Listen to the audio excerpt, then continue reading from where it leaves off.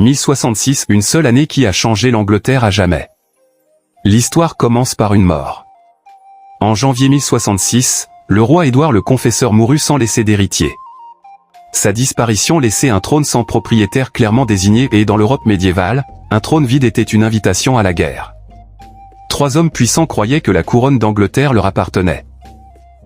Tout d'abord, Harold Godwinson, le plus puissant noble d'Angleterre, fut couronné roi presque immédiatement. Il était anglais, expérimenté et soutenu par la noblesse. Mais sa couronne était fragile. De l'autre côté de la Manche se tenait Guillaume, duc de Normandie, un dirigeant impitoyable et déterminé.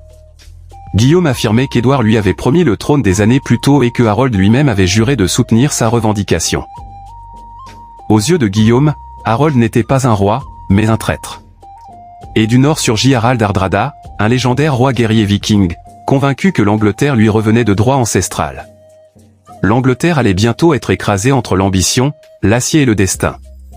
En septembre 1066, Hardrada frappait le premier.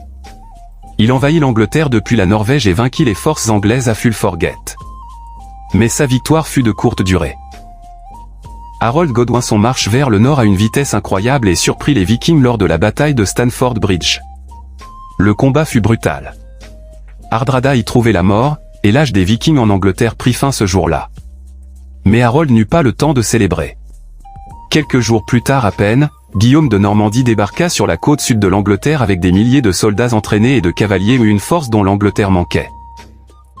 Épuisé, Harold força de nouveau son armée à marcher vers le sud pour affronter un nouvel ennemi. Le 14 octobre 1066, les deux armées se rencontrèrent à Hastings. Toute la journée, la bataille fit rage. Les Anglais combattaient à pied derrière un mur de boucliers. Les Normands attaquaient avec des archers, de l'infanterie et de la cavalerie. À un moment, l'armée de Guillaume commençait à battre en retraite et les Anglais les poursuivirent. Ce fut une erreur fatale.